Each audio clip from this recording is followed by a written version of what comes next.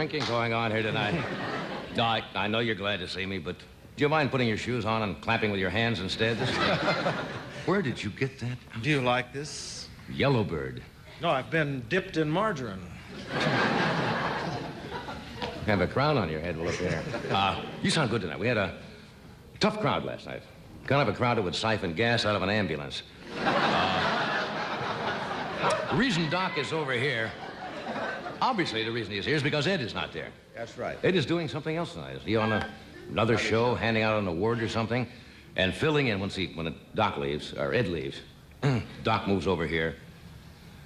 And Mr. Electricity, Tommy Newsom, ladies and gentlemen, takes over for...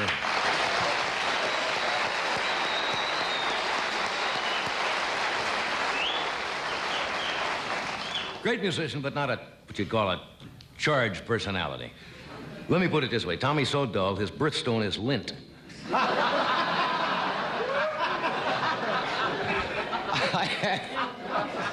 I have some good news and bad news for you tonight. The good news is that none of the gasoline stations here in Los Angeles have any lines at all. The bad news is they don't have any gas either. Have you had trouble with people getting here tonight, to driving here? Yes. They're giving $2 and $3. At some stations, that's all you can get. At 53 cents a gallon, that's what? Not even 4 gallons of gas? Right. It's get a little grim. It's getting bad. I was on the way to work today, and I saw the Mobile Flying Horse hitching a ride on the Pomona Freeway. Have you been waiting in lines? Yes. The people, tempers are a little short. Have you noticed? People get angry. Well, a guy was behind me today, and he's yelling. He said, "This stinks." He said, "You sit and wait for 2 hours. Then you get up, and they'll only sell you 4 gallons of gas, and they charge you an arm and a leg." And I said, "Don't yell at me." I says, "Talk to the owner." He says, "I am the owner."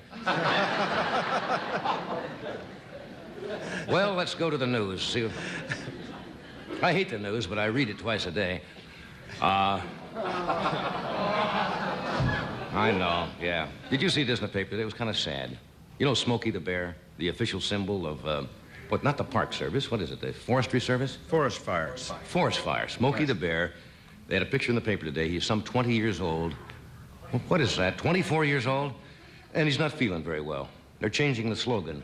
It says, "Only you can prevent constipation." He's an old... No, he's getting a little senile. The other day, he beat up a Boy Scout he accused of stealing his hat. And they caught him out in the woods shoveling hickory nuts into Yule Gibbons. Did you know that? Oh. Actually, Smokey and Yule know each other very well. They hibernated during the winter of '47 together. Did you know that? What else has happened? Oh, they announced the Oscars today. I don't remember them all. Who's up? Our friend Robert Blake was nominated. I kind of hate this. Jack Lemmon got nominated. Marlon Brando was nominated for, what's the picture? Last Tango in Paris. I wonder if what's going to happen if he wins that. The only way that Oscar's going to be picked up is if he wins is Jay Silverheels is free for the night. And the little girl who was in The Exorcist, what was her name? Linda Blair was nominated. How many of you have seen that picture? I'm not plugging the picture, but I just wanted to, yeah. As you know, it's kind of interesting. She was nominated, Brando, and she played a part, a little girl possessed by the devil, and Brando played a man who was possessed by butter. Didn't see that, huh? Tonight, we have a lovely gal, very outspoken. Sarah Miles is with us tonight. We have funny David Brenner. We have the amazing Kreskin. Is he going to be amazing tonight? Yes, absolutely. All right. He better be amazing. And we have a favorite visitor with us, Joan Embry from the San Diego Zoo. What do we have tonight?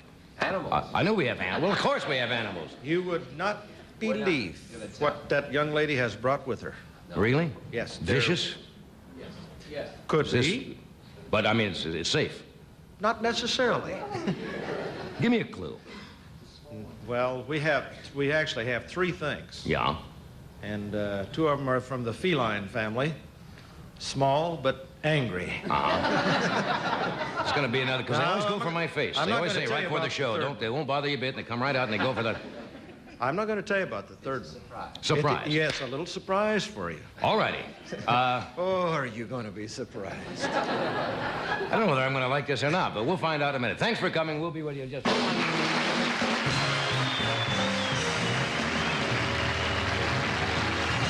Thank you. Now a word about Toyota, small car specialist for 40 years.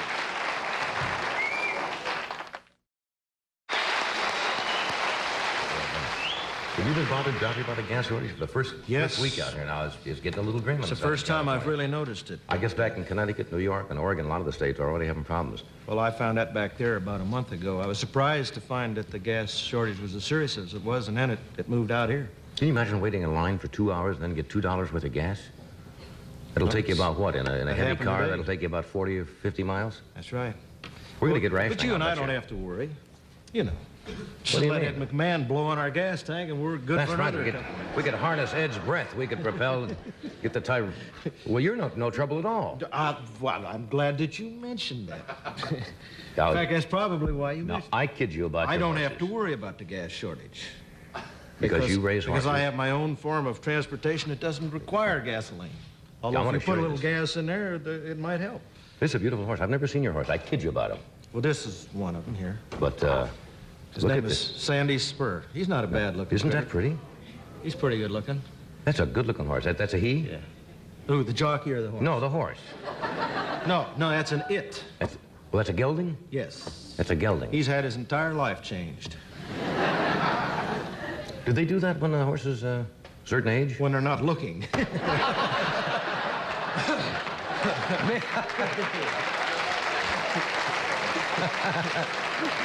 Come here, Sandy.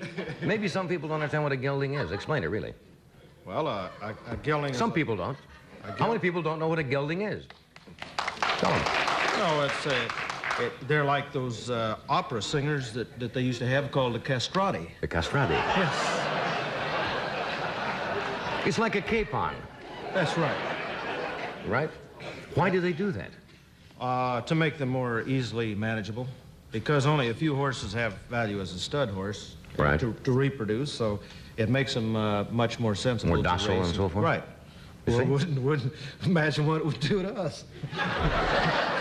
They quiet you right down. Oh, yeah.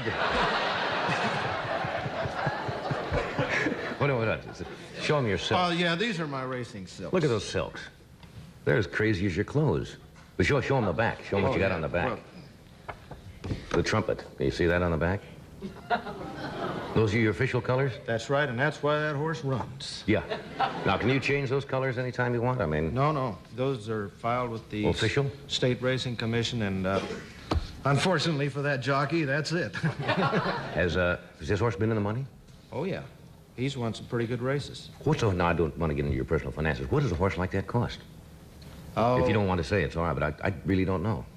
I don't know. It's just hard to say. I mean, before, when he was very young, Right. maybe 15, 20,000, something like that. But if you're interested, Why, I could probably knock a little bit off for you, considering that. Is he going lame, is he? Or something? Oh, he's already gone lame. I wouldn't know how to tell. I wouldn't know how to tell if a horse was healthy or not. Well, I'll most tell you, pictures, they look at their teeth. One dead giveaway is when they fall down. When you see a horse with all 4 feet up in the air, you got to know he's Lying not on his feeling back. it. All right, here's another crazy item. You ever read Cosmopolitan? Sure. Yeah. Well, I mean, I don't Browse take through it, it. but I'm. You're familiar with the singles bars they have? A lot of them in New York. Do they have lots of single bars out here in Los Angeles? Not like New York. They have them on First Avenue, generally First and Second Avenue. And that's where a lot of unattached young ladies and single men go to mingle. Hostesses. No, these are... No, I'm not talking about that kind of a place. These are nice places. Singles bars, where you go to meet people. Well, anyway, they have some do's and don'ts for singles bars. It says, do research any singles bar you're planning to visit by talking with friends who've been there or making a quick call. Ask about cover charges and so forth. Also about any discounts or free drinks it offers. Do they do that? I'm looking at Craig. See, he's single. He knows about these things. For example, it says on stewardesses, they have cards and they get a free drink when they go in some singles bars. Did you know that? Yeah, but you shouldn't ask him. Yeah. Once you're there, don't wait for any man to pick up a conversational thread. The ratio of men to women frequently runs as high as 2 to 3 to 1. So most men will eagerly respond to any signs of interest that you show. They're telling you how to get along here. Do avoid such downbeat openers as, I never come to singles bars. Is that a standard phrase when people go there? Why do I keep looking at Craig like he goes there all the time? He can't give you an answer. If you're planning on return visits, do stick with 1 or 2 bars rather than bouncing around among many. He says also try to get to know the bartender. Most are young, attractive, personable, so forth. Regardless of the bar, don't give your home phone number to any man who asks for it.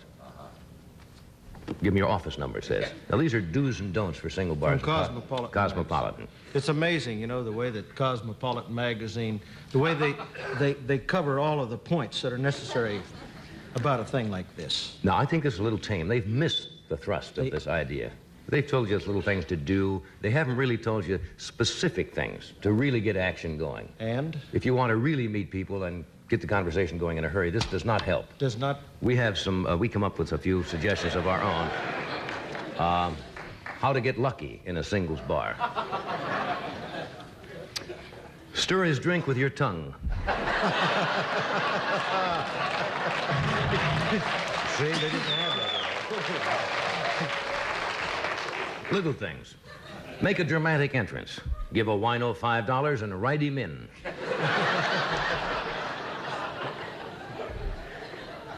Offhandedly ask the bartender, did anybody turn in my underwear last week?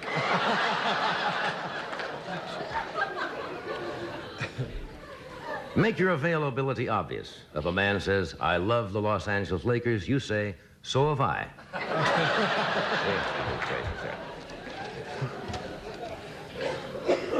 Neutralize your competition. Say to any girl getting in your way, you look wonderful. Your doctor must be a genius. That's about as straight as anybody could make that nose. Well, that was good. Get a man's attention. Squeeze a lemon into your drink with your knees. These are a little more specific, you see. Do playful things. If a man asks for peanuts, snap them into his mouth with your garter belt. If the room is so crowded you're not being noticed, faint. That's good. But be sure you're wearing a medal that says, in case of emergency, cover me with a man named Raoul. Silly. In conversation with a man, entice him by using emotionally charged phrases such as alone, my place, and until your brains fall out. Also, there's a silly, absolutely silly thing. See, that's what you do when you go, you frug and you dance until your brains fall out. That's what happens in those places. So we'll continue in a moment. We have Sarah Miles with us tonight, David Brenner, Kreskin, and from the San Diego Zoo, Miss Joan Embry will be out in a moment with some strange surprises. You won't believe so it. we'll be right back. Have you seen it already?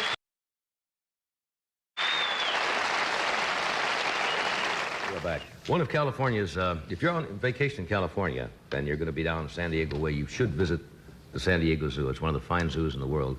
And one of our favorite guests is Miss Joan Embry, who is an animal handler at the zoo. And we find this one of our most fascinating spots on the show because we never know what I have not seen what she's coming in with tonight. Well, you see what she's handling having tonight. tonight. Would you welcome Miss Joan Embry.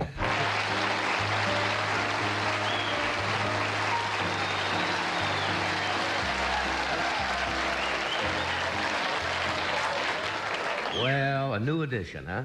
I never like to see the animals until you bring them out here.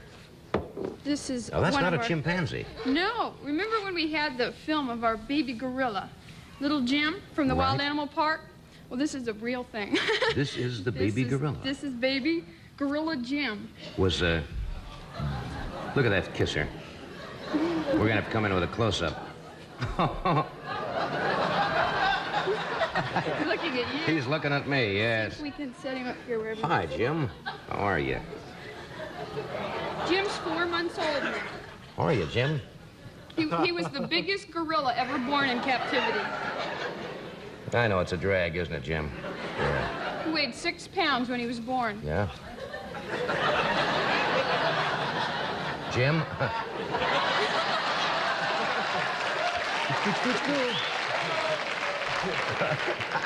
That's a strong little rascal, isn't he? He really is for his size. He's very strong. Don't really he know how likes you to hold handle on a your gorilla. hair. Yeah, I noticed that. That's security. Carefully. Hi there. Oh, he's 4 months old now? He's 4 months old, and it takes them about 8 to 10 years to reach their full maturity. And his father weighs 400 pounds, and they can get up to 500 pounds. Yeah, So he's going to be a big boy. Just a little off the top. Yeah. Not many gorillas are born in captivity. Are they? The first gorilla was born in 1956, and there have been 2 born at the zoo. He's the second one. The first one at our wild animal park, we had 1 at the zoo 8 years ago. And I think a total of 35 born in captivity. Look at that face, would you? He's really quite advanced for his age. He's very coordinated, very alert. Some of the other young apes, like the orangutans that we've had on at this same age aren't as strong or advanced as he is. Do you have to give him a lot of attention? I mean... Yes, he has attention around the clock. He gets feedings every few hours. Jim, he gets milk and cereal. There's his milk. He likes his milk, but right now he'd rather hold on to your hair. Jim, little milk? Okay, here we go.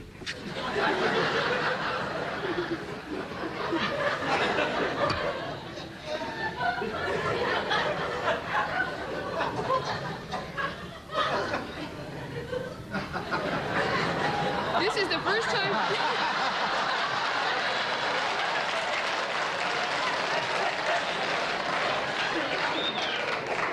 he doesn't know how to act.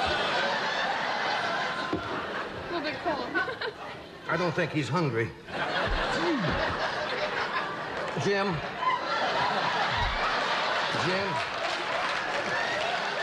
Yeah, I know. Yeah, it's all right. Affectionate little devil, isn't he? He's really got a hold of my hair. Jim, that's fine. They're just all arms, aren't they, huh? First time he's been out of our nursery. Do you think he's scared at all? I don't think so. I think he just wants to feel secure, and he wants to hold on to you. He likes having somebody to care for him, and at this age he would still be with his mother, very close, and she'd be holding him most of the time. So he has to feel secure that somebody's taking care of him. Yes. He was in an incubator when he first came into the nursery, and we keep the temperature at about 88 degrees. Oh, okay, we'll take Jim out and get him comfortable, and we'll see what you're going to bring out next. Okay. Jim, want to let go? Because I like it. He just doesn't want to leave me, Jim. You hear that? Are you going to talk? Oh. Did he make... Good. Yes, he squeaks. He makes a grunt when he's happy and he's playing, and when he cries, he makes a little baby kind of a cry. I guess he's not going to do it for us now. Okay, Jim, we'll see you later. Man, he's just all arms, huh?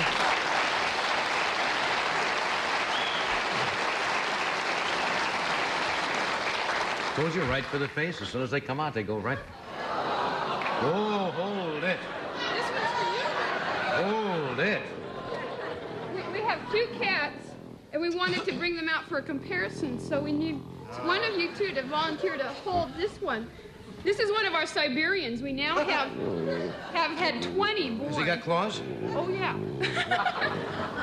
There you go. We'll get together.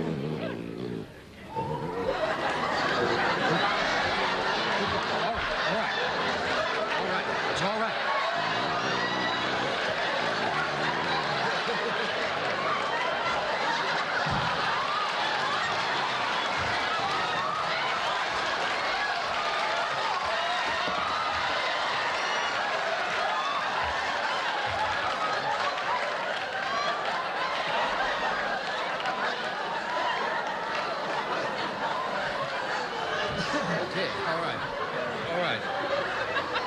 Okay, yes.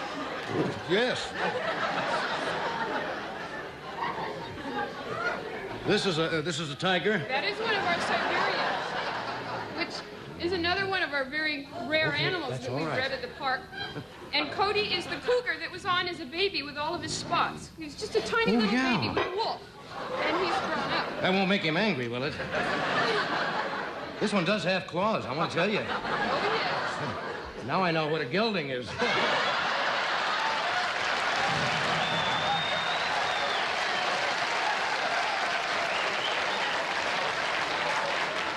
Do they get along well?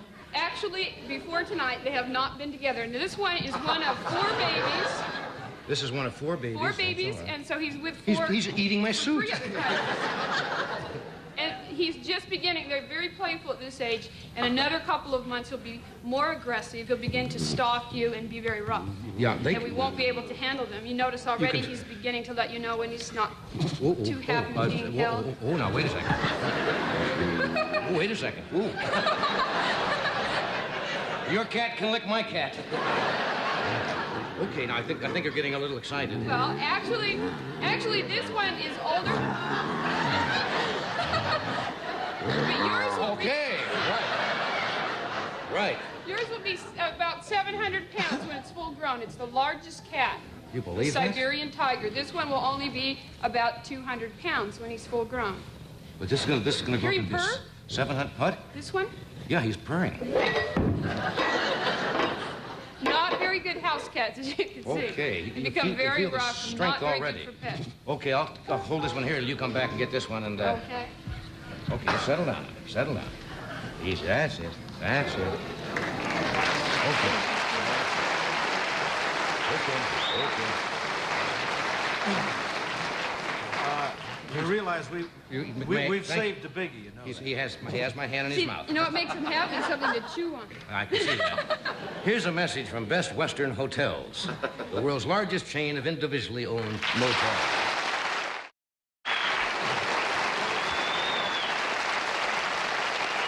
We're back. If you just joined us, we have Miss Sarah Miles with us tonight, David Brenner, the amazing Kreskin, and Joan Embry from the San Diego Zoo is here, and we've seen a gorilla so far, a tiger, a cougar, and this is a snake, right? All right, Joan, you all set? Yes, indeedy. Good heavens. Well, Hi.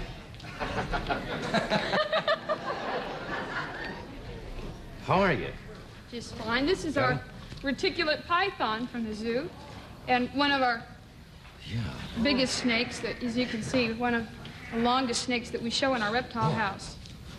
This one's a baby. This particular snake gets up to 33 feet and weighs well over 200 pounds. good heavens. So he's got a lot of growing to do. He's only 8 years old, and they live up to about, well, in captivity we have recorded 20 years. For, People always think that snakes are slimy or something. They're not, are they? They're No, they're very clean. Very clean. You don't have any slimy feeling at all. But you can feel the strength. Just the temperature of their surroundings. Is that right?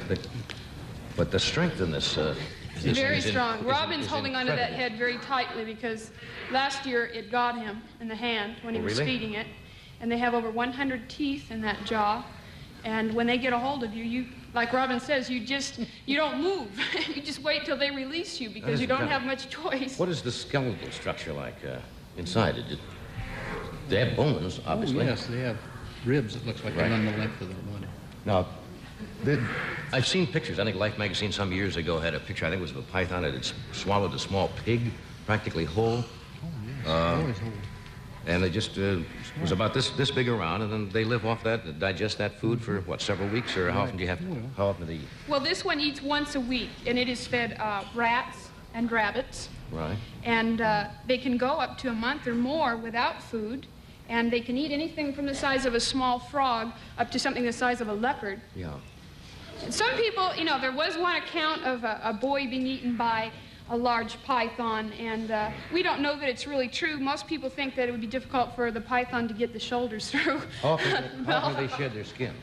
Whenever they wear their old out, it varies quite a bit. When Right. they're young, they shed much more often than others. Now, they live a long time, do they not? It's about 20 years in captivity. Oh, I see. I thought it was longer than that. That is incredible. How long is this snake? They could live quite a bit longer. That's what we have We don't recorded know in for sure. We say captivity. about 15, 16 feet. Somebody got that measuring thing? We're going to measure the snake. They haven't measured him for a while. See how long. Doc, you want to do the honors? Now, this may not be exact.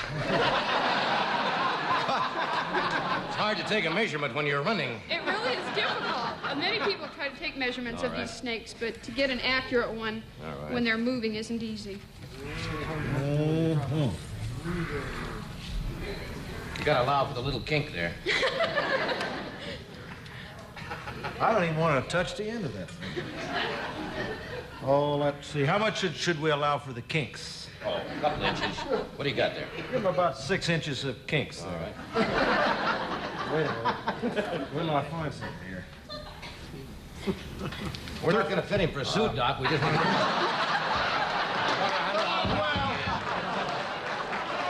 He is in excess of 13 feet. Is that right? About 13 feet, 4 inches. That is incredible. Depending on the kinks. Hey, I thank you for being... Well, why do most people have a fear of something like this? Well, Snakes? I guess because it's slimy and snakes. This snake, believe it or not, for his size, can move so quickly. I mean, you know, some of these snakes, you see them moving rather slowly, but when they strike or when they coil, you can hardly see them move. They move so fast. That's really and I true. think maybe that's part of You've the fear. really got a firm grip there, haven't you? Yes, sir. I've been bit by him. Ah, hey, I thank you, gentlemen, really, and Joan for visiting us again. This was Thank always a you. sensational spot, and we'll see you at the Thank you zoo. very much. Thank you, gentlemen.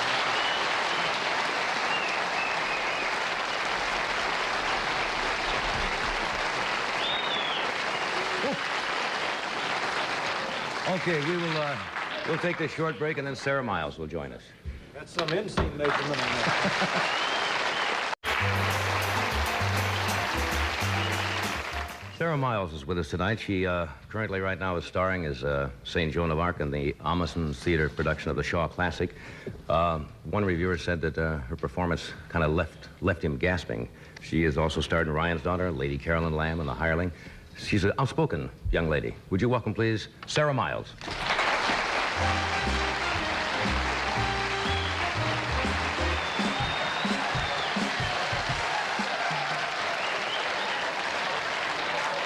How are you? You didn't see our... No, I was late, unfortunately. Our snake? I was a bit late, so I Yeah, didn't see it. we had something like a 14-foot python. Do things like that bother you at all? We were talking about people have a fear for some strange reason of reptiles or snakes or things like that. I don't think so. Really? Well, do you like snakes? No. But you don't dislike them?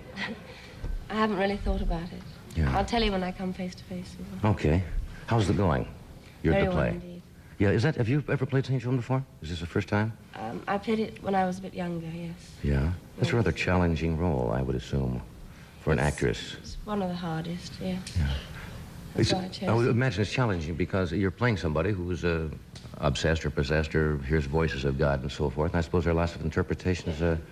Well, she was a simple soul, I think, really. She wasn't a peasant girl. She was a bourgeois, which is not quite what people think. And she just merely had a great deal of common sense, and she heard voices, and the voices told her to do 3 things. The first was to crown the Dauphin at Reims Cathedral. The second was to drive the English out of France. And she didn't get any further because she got burned. So, That tends to slow you down, yeah, I assume. it does a bit. Yeah. You know, last time you were here, we talked for about 20 minutes, and I think you said after we talked that you didn't particularly enjoy it, or you didn't have fun. Was that true? Was it something I said or did, or? Not a bit. No, it's just that people in this country see me as some strange, eccentric English lady who comes on television sets and makes people laugh. Yeah. And I got a little sick of doing it, really, of coming on and making people laugh. I'm rather bored with it. Oh, yeah? So now people are going to fall asleep. Yeah. What would you like to talk about? Well, I'm saying you're going to move to California. you Somebody crack said the whip, I make the trip. All righty. Somebody said you may be moving to California. Is this a permanent thing? I don't know. I haven't made up my mind. If my son wants to stay here. He's an asthmatic. Everybody's laughing at me even when I'm trying to be serious, which is very sad. Well, who's laughing? All the band up there. Well, the band is strange people. Are they called bands over here? Yes. What do you call them in England? Bands. Oh, it's kind of a common bond there, I guess. Something. Yeah, orchestras. Orchestra has strings, right? That's the difference between a band and an That's orchestra. right. An orchestra has strings. Has strings. So they are, in fact, a band. Right. Yes. So you'll move here, you say, if your son wants to stay here? Yes. How old is he? He's 6, and he's an asthmatic, quite badly. But since he's been out here, he's been healthy, and he's much freer out here. He likes the school he goes to. Yeah. So perhaps we'll stay. Yeah. Are the schools completely different here than they are in England? I mean, the public schools? Well, he's going to the Montessori school, which is a different way of education. It's anyway. like an experimental, Yeah, isn't it? Yes, and he really loves it. So he says, but Do they have schools like Montessori in England? They do, but he wasn't at one. He was at a very regimentated school where you play to win.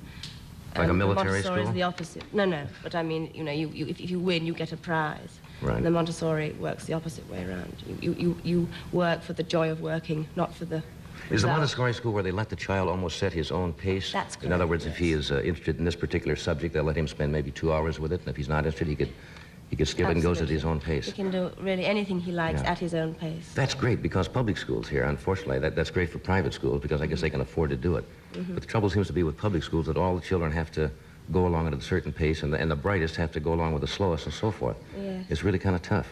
Yes, it's such a problem, I think, anyway, whichever way you go about it. What kind of it's a school did you problem. attend? Sorry? What kind of school did you attend? Well, It's one of those strict... yes, I went to, I think you call them private, we call them public. It was disastrous. What do you mean? I don't understand that. You said we call them private, and to Yes, you that's call them private schools, what we call public schools. Like Eton is a public school, Oh, I see. I didn't understand and that over at all. here it would be a private. Yeah. We talked about horses, because Doc is interested in horses and owns horses. Yes, You I- have some now. I did have some. Right. I've only got 2 left because the taxman's taken all my horses and all my money. Taxman? England or here? No, in England. You're probably running short, aren't you? Running short. Yes, I can.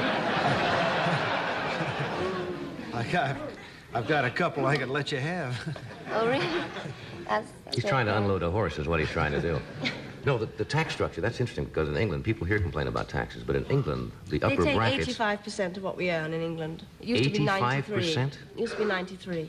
One time here, I think, was 91% in the United States. In other words, if you're in a certain bracket, Yes, they will take up to... 85% is what they take of what I earn. It used to be 93. But I still think that even 85 to 87 is still not really taxation. It's slightly more confiscation, I think. Yeah. So is that why you enjoy working here? Because they don't... No, I like working here because I feel freer. I just feel that nobody cares about me, and I like that. I mean, I like it for my son as well, because he's at school and nobody cares about who he is, because everybody's sort of somebody anyway. Right. Yeah, how long will you be playing down there?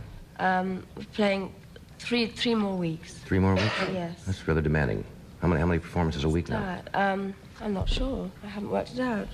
Well, you must have one day off, and then It's matinee, I yes. suppose, around 8 or 9, That's I suppose. right. a week. So it's 9 or 8 a week. 8 a week. Somebody told me that they'd mentioned to you that you didn't see it the other night because you were probably working. Ryan's daughter was on television. Yes, I'm a bit sad about that. Yeah, that's what they said. I wonder why. Well, I think if a film's doing so well around the country or around the world, it shouldn't be put on television so quickly. I think A lot of them they put on. That picture was just made, what, like 3 years ago? Was it that recent? I'm not quite sure. I have Yeah. no idea of time. But I do know that it shouldn't have been put on television so soon. But then they were greedy. They wanted to get the TV money quick.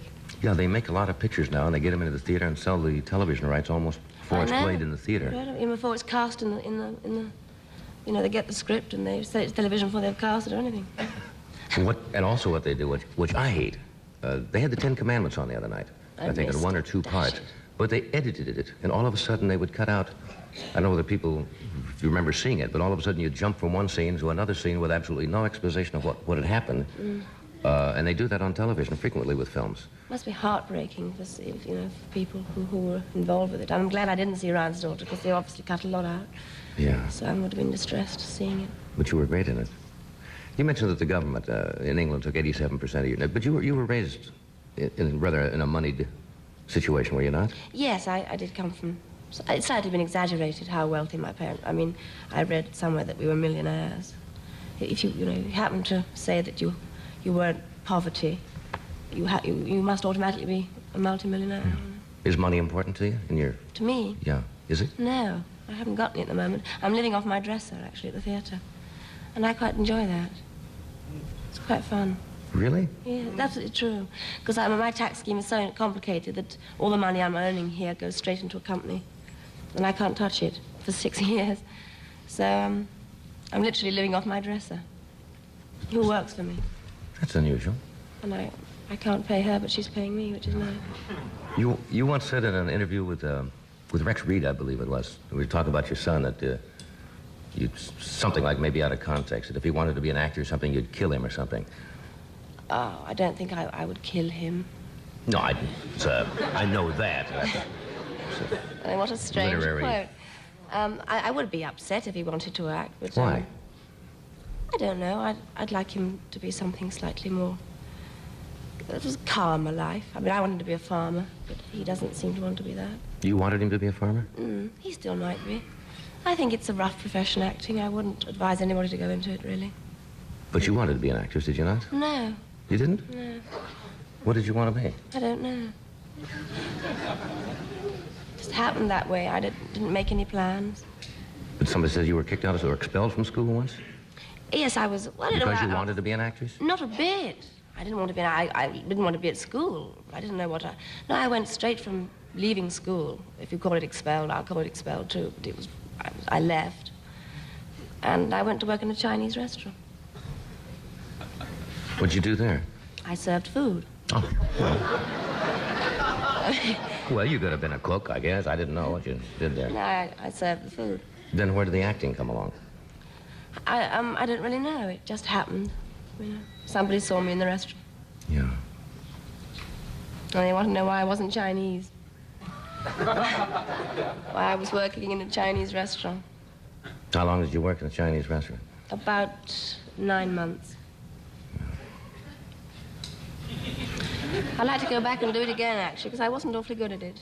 And if you're not good at something, you should go back and give it another try, I think. You didn't like it? No, I liked it, but I was a bit clumsy with the food. So I think I'd like to go back and try again and see if I could do it more neat, you know. Yeah. Get the gestures a bit better and All things. right. Did you enjoy this at all tonight? I find it difficult to know whether you are enjoying this or whether you find this tough or... No, I'm very nervous, very frightened of being on a program.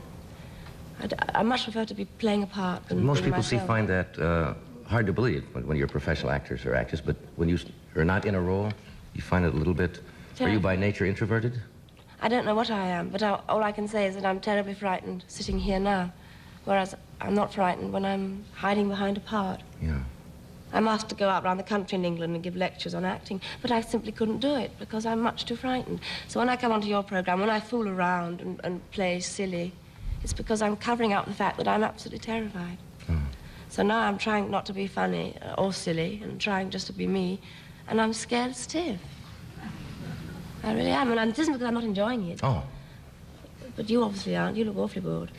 No, I'm not bored. No? I'm just trying to understand you, really. I find you somewhat of an enigma. Of an enigma, yes. I don't know what that is either. Well, Well, nor do you. I find you somewhat of a puzzle. Puzzle, yes. Yeah. No, yes. Well, aren't we all? I guess that's true. No, I enjoy coming here. I just want you to have fun and enjoy it. No, it just takes me a bit of time to ease into it and not to be scared. Well, next time when you come back, why don't we act silly? And do something real crazy silly. All right. I'll have another try. You think people will not think that's ladylike or something, to be No, nutty? it's just that everybody has this sort of television image of me, you know, playing the fool. And I'm really not really like that. Yeah.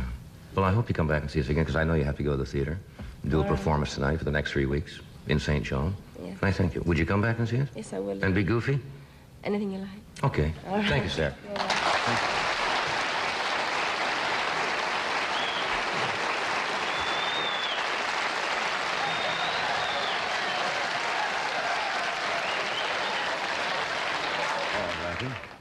Find her unusual, but I don't know whether I quite understand her type. Charming young lady. She though. is, but I think she really is kind of basically shy and plays a self-defensive type of thing. We'll take a brief message. David Brenner is with us tonight, and the amazing Kreskin.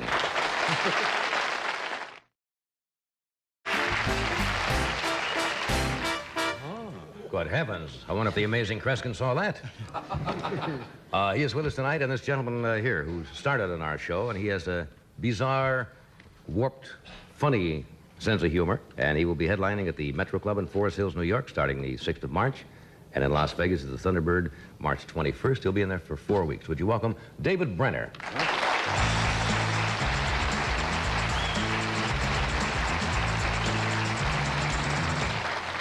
Thank you, thank you. I've been having a great time. I was in Las Vegas for 2 weeks. I just came back. Thank you very much. It was great there. You know, that's the great thing about that town. Something happening all the time, right? Did you hear the latest news out of Las Vegas? About a week and a half ago, Linda Lovelace, the star of Deep Throat, was arrested. In Vegas, they raided her hotel room and they found some illegal pills and things. What amazed me is she didn't swallow the evidence.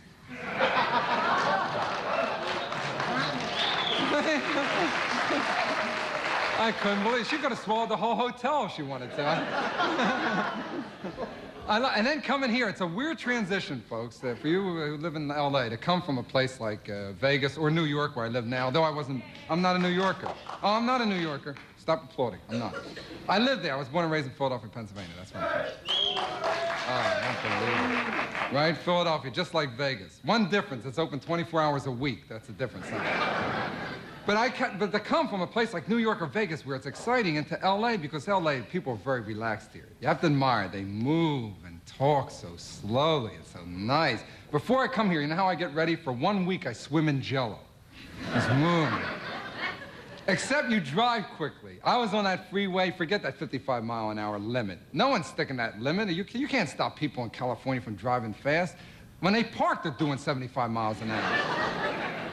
And that's what's great out here. Your parking is sensational. To a New Yorker, it amazes me. Out here, when you drive somewhere, no matter where you're going, you pull up with your car and you park right in front of the place where you're going. You know what it's like in New York City? If you're driving in to visit someone who lives in Manhattan and you see a spot in Connecticut, you pull in. But who owns a car in New York City? I mean, it doesn't make any sense. You better put a gay gorilla. What are you going to do with a car? It's like, but here they have something. When the gasoline shortage hit back east, it wasn't as important because we have something there, you know, you don't see in L.A. It's called walking. Because no one walks in L.A. It's against the law. You get arrested if you're caught walking. What's that man doing over there? What are you moving your legs like this? What are you, a pervert? Get him in a wagon. And you know what else is strange here? The language is different. Like people in L.A., no matter what you ask them, they always answer by the same answer. No matter what the question is, they always say, far out. How are you? Far out. How's your new house? Far out. Where is it? Far out. I'll tell you what program I watch here, but it isn't only here. It's all over the country. I never understand. There's a program on television in your hometown. It's in every town in America, and it's called, like, Thought for Tomorrow or Sermonette. It ends the television day, and it's always a man of cloth comes out. I never understand him. I saw this one in Benson, Utah a few weeks ago. Man of cloth comes out, and he says something like, good evening, which reminds me of a story. I met a man the other day. He didn't know whether to buy black shoes or brown shoes, whether to get rubber heels and soles or leather heels and soles. And that's what life is. 4 o'clock in the morning, I'm crawling around my motel room looking for my shoes. What did I bring? But we all say dumb things. Like, you ever hear the sermonette in New York? There's a great sermonette. They come out. Good evening, New Yorkers. Are you alive? Thank God. Actually, it isn't that bad. I've been living there 8 years. I only saw one crime. It was funny. A man obviously had his wallet stolen on the street, and the thief is making his getaway down the street. And this man said something that I know I would have said, and probably most of us would have said. And I never realized how dumb it is until I heard him say it. As the thief is running away, this man said, "Hey, come back here!" But we all say dumb things. I heard a man the other day talking. I don't know what they're talking about. One of them says, yeah, well, you can't see it with your naked eye. What, some people have little pants and a hat? Would you ever have someone say to you, keep your ears open? Who the hell can close them? We're all dumb.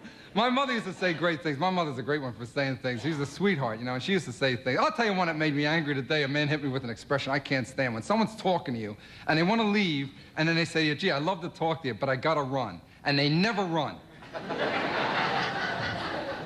My mother's expressions are great. Like, I'd come in the house, and I always would get sick, and I didn't want to show my mother I was sick, because she'd get upset, you know, and I'd try to hide it. But every once in a while, I'd sneeze in the house. My mother would always say, all right, David, where did you catch the cold? Where? I was walking by Barry's house. I jumped out of the bushes, went up my nose. Pneumonia was on the other side of the lawn. I almost got it. I'm so lucky. Well, I'd come home after school. My mother would always say, David, your lunch is on the table. Where else would she put it? Like, I'd walk in one day. David, your tuna fish is in the cellar. Tonight, your hot dog's going to be in the backyard near the bushes. Tomorrow, we're going to hide your eggs in the neighborhood. You have to find them. And eat everything on your plate. The children in Europe are starving. What did that mean? You mean while I'm eating, there's a kid in Europe going, oh, I feel better.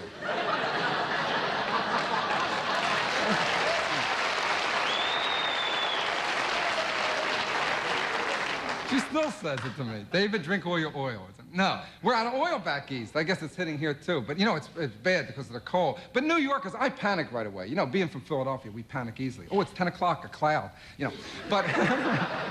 But I panicked. Then I thought, why don't I act like a New Yorker? We're out of oil. So you ever see New Yorkers? Nothing bothers them. They're crazy. They don't care what's happening. Nothing can get them, right? No problem's too big. You ever see New Yorkers? What's the matter? No heat? We'll burn our feet. Really, if all the animals escaped out of the zoo and were running through Manhattan like crazy, I don't think anyone in New York would pay any attention to them.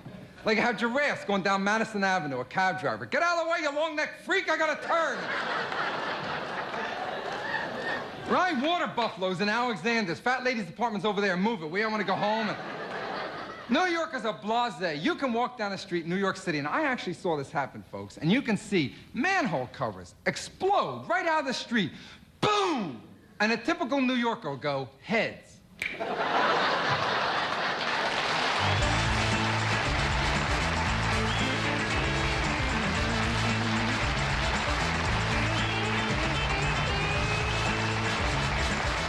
How are you? Fine, I'm just fine. You know what I thought of when you mentioned that wallet? You did something, a line about a wallet or something? Yeah, hey, come back here. Who was it that told the story? I know there's an apocryphal story that actually happened, but it's one of those stories that makes the rounds. That, I don't know, somebody told on the show one night that a friend of his was in New York. And he was walking down the street, and a guy bumped up to him, you know, like with a newspaper, and the guy immediately felt, and his wallet is gone. So he turns around, he sees the guy, and he runs after this guy, screaming at him, pushes him to a doorway and says, all right, give me the wallet. And the guy hands over the wallet and puts it in his pocket. At the end of the day, the guy goes back to his hotel room and walks in, and there's his wallet on the bureau.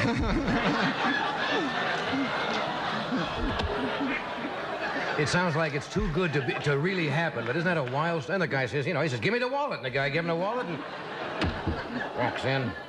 It's almost too good to happen. How you been? I've Things been going fine. well? Oh, yeah, they're just going great. I just, you know, was at Caesar's Palace in Las Vegas. I had a ball there. You had a pretty good year, haven't you? Oh, excellent. Touch wood, yeah. Yeah. Great year. You get most of your material, like, from observations, right? I mean, like you did Lines Me Your Mother. Yeah, I just keep, you know, it's just things that strike me funny. And everyone has a different style, I think, writing. Like Steve Landsberg, good comedian friend of mine. He was on the show Friday, right? Well, he has one of the strangest. Yeah, he's got a strange shingle mind, first of all. Yeah, more than a shingle. The whole roof is coming off of him. But what he does to write is he writes in the shower. He stands in a shower, and out loud, he goes into characters. And he has a tape recorder, you know, on a sink. And he's yelling. And then when he gets out of the shower, he plays it and listens and sees if he's creative. You can always tell he's been very creative. He's all wrinkled on stage. Yeah. Do you write things down as soon as you think of them? Yeah, sometimes I dream. I dream lines, which is very strange. I dream... Do you ever write them down and wake up the next day? And can't read it? Well, it doesn't mean anything. You wake up in the middle of the night and you write down and says, the pelican sat in the butter. And during the dream, that was very funny, but it means absolutely nothing the next morning. And it's really terrible as a bachelor. You can imagine a companion. You see someone get up in the middle of the night in the dark with a pencil and paper going, ha, ha, ha, ha. Yeah. Weird. I think probably, well, you know how I really started? The way I really write is I work with the audience. I learned that. I was at Pip's Coffee House in Brooklyn, and one night it was a bad rainstorm, about 30 people in the audience. So I didn't feel like doing an act. So you try out something. So I said, what do you want to talk about? And they would just give me subjects. So it started to happen there. And George Schultz, the owner, said, do that. That's how I write. Somebody said they saw you the other night. I take tennis from Bob Trappenberg. Said you were at the Comedy Store? Yeah, working out. Trying out some stuff Trying out and asking them why. But I'll tell you, the strangest is that, you know, you become jaded because you got to keep coming up with the material, you know. And especially, like, I was figuring out I've done over 4 hours on this show. Now, where are you going to get more and more and more? Well, one day in New York, you become so jaded, all you do is look for jokes. You get in that kind of mood. You're just, everything's a joke. And I went out, I'm so ashamed of this, it's so funny that I went out in New York, it's terrible. I went out in New York and it was that snowstorm. And I'm going across 3rd Avenue, and a woman slipped and fell in the snow. But she didn't get hurt because she fell in a snowbank. But her shopping bag opened, and a cake slid out and landed in the slush. And right away, New Yorkers react as they do. One man stepped on the cake. You know. Another one tried to jump on the old lady. It was really New Yorkers. But I was the worst. I was the worst. I stood over this woman, I mean this, and I took out a paper and pencil and put cake and snow. And she looked up at me and she said, "You think this is funny?" I said, "I hope so." Weird. You're just like the rest of them. Okay, let me do this. And then Kreskin is going to come out and amaze us. Right? Better amaze us, because that's the way we build him. Well, your throat is sore. Try Orison from Vic.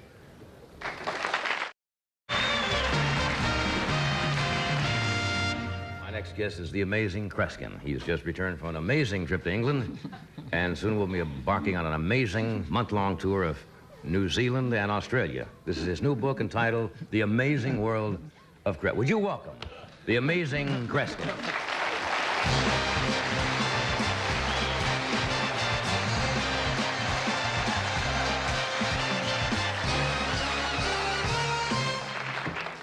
Title. How are you, amazing? That, you know, you really start something. I can't go on an airline. Everybody says, "Be amazing." How are you today? Of course.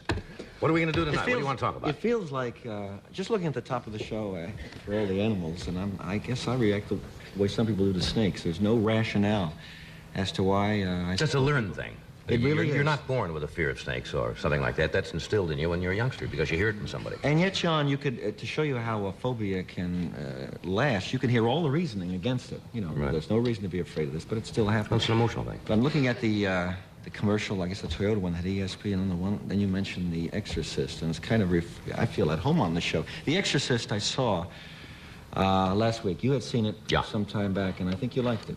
It's, That's the way I react to it. Yeah, it's a strange picture. You come away with at least an opinion. It's not a bland evening.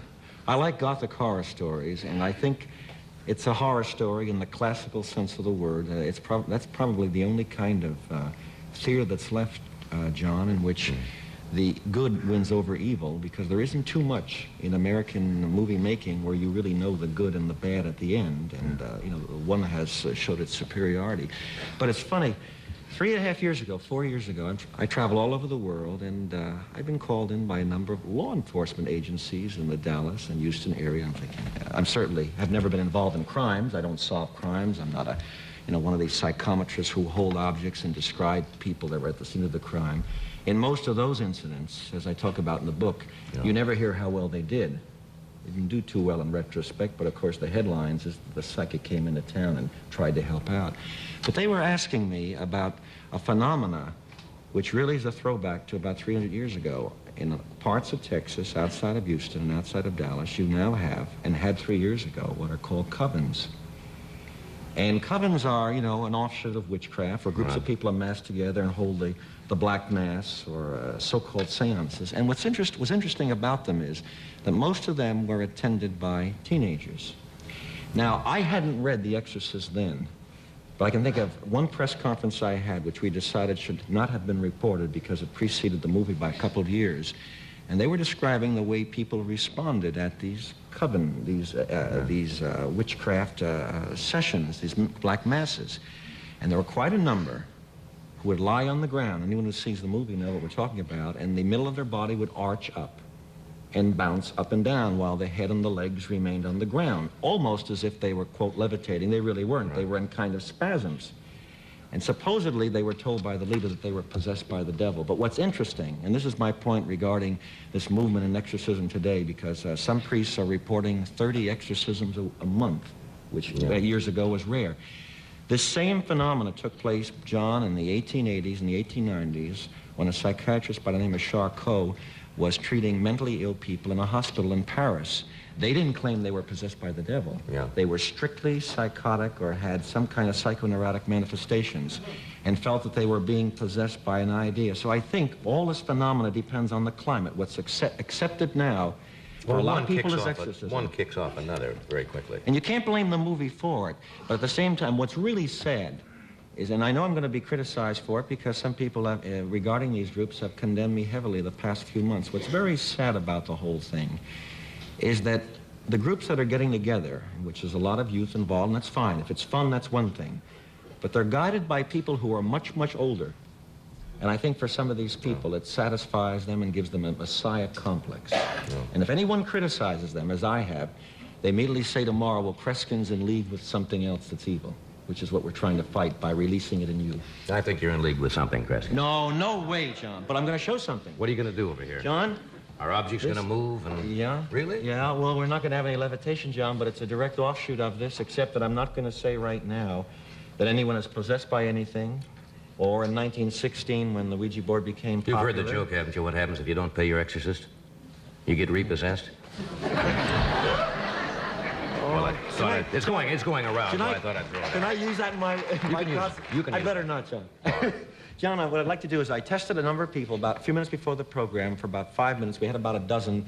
I wanted to narrow it down to 6 people, and I'm going to ask them to kind of come forward and join us. Would you come over here and join me, John? Sure. It's over here. All right, these are not plants or anything. No, these are... no way. You should point that out. I don't know. In fact, the reason I spent the 5 minutes... Come on forward, folks. Would you join us? Glass of white wine for me. And because of table space, hello there, I'm going to have... Would you form in partners, please, opposite each other at the table? There were a few more people. There was another couple. Would they come down? Really? I don't think they...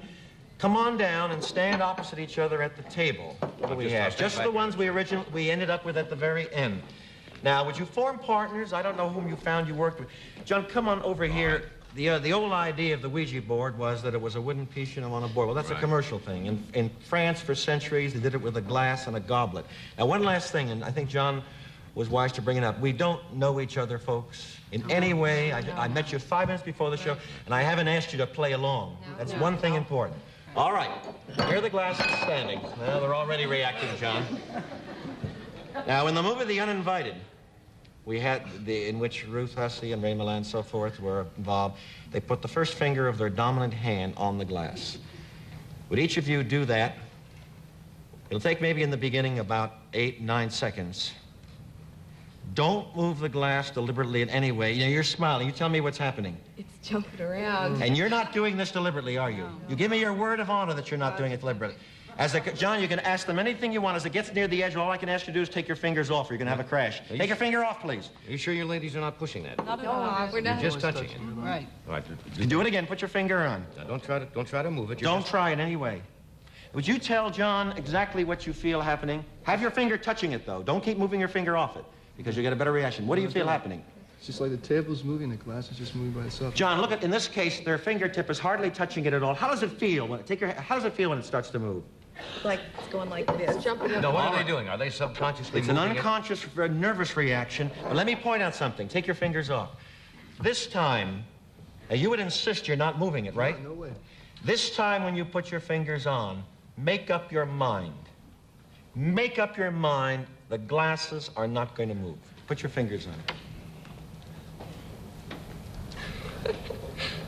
Tell me. You're not doing this deliberately, are you? No. Tell me how this feels. Weird. Very weird. What'd you say, ma'am? You're not doing anything. It's just going by itself. Yeah. It seems to be going, and yet it's an unconscious. One more thing. Move it to the center. This time, folks, I want you to put your finger on, and so you can't stop it. It's obvious no matter what you do, you can't stop it. Think that way. I want you now to try to control it and slow it down when it reacts. Watch the opposite reaction. Keep your fingers on no matter where the glass goes. Don't take your fingers off ever. Try to stop it, and instead it's going to be a reverse reaction. Keep your fingers on as long as the glass is on the table. And John, you're going to, if you... It's going harder. Yes, stay with it. Stay with it. It'll have, that's all right. That's it. Stay with it. Is that wild? Is that wild? It really happens. Stay with it. It'll fall off the table, and I want to prove that it will. Stay with it as long as you can until it finally goes, and don't even try to stop it. And you're not doing that in any way whatsoever, are you? Isn't that interesting, Well, somebody's John? moving that. No, it's Unconsciously. I don't want you to catch it this time. Put your fingers on. I don't want you to catch it. Put your fingers on. And then, John, once one of them topples, then I'm going to take maybe one couple, because time is going. Stay with it as long as you can. Don't use any other hands, and you're not doing that deliberately, are you? All right, obviously you're not. Now, let me ask the two of you right here to join me. I'll ask the other four of you to return to your seats, maybe step forward. John, can we have the two of us bring one glass with you? Did we break through the second? All right, we did break, John. Oh, all right. Two of you stay right here. We're going to take a break here first, and then we're going to come right back, and you're going to... All right. We'll continue with this, okay? We'll have you sitting over here. Be right back. Here we go.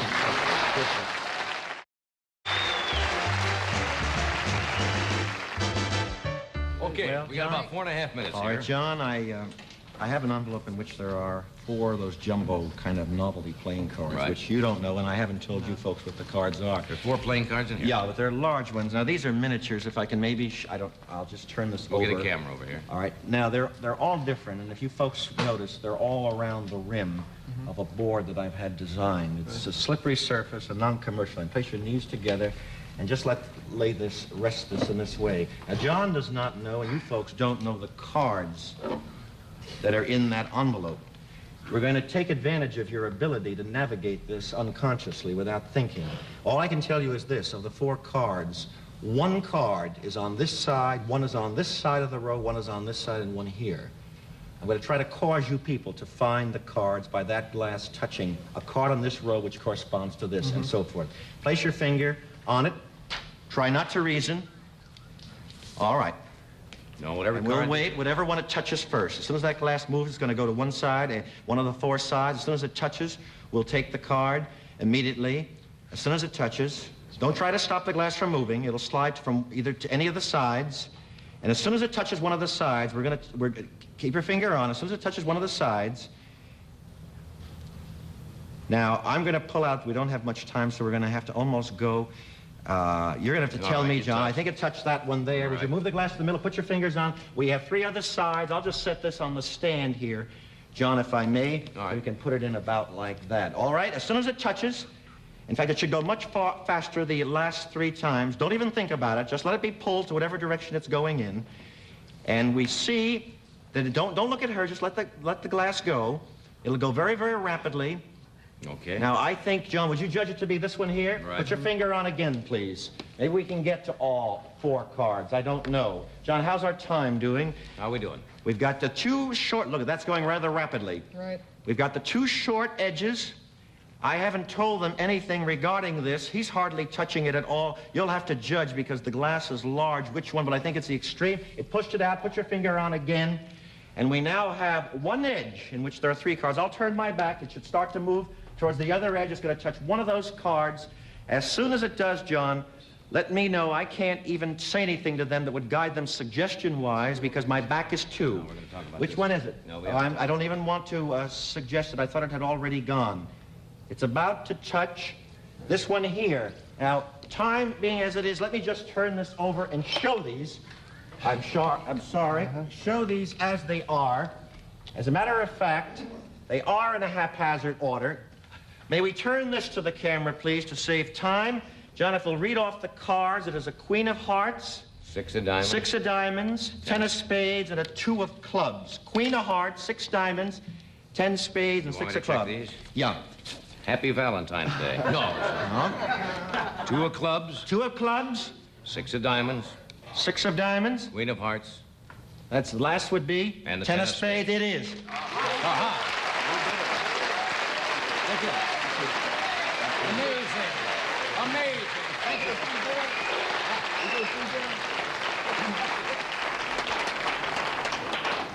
That's amazing. Amazing. Someday, John, I will be more amazed, even more amazed than how the time flies on Thank you. your That was program. very interesting, both of those experiments. We'll take a break.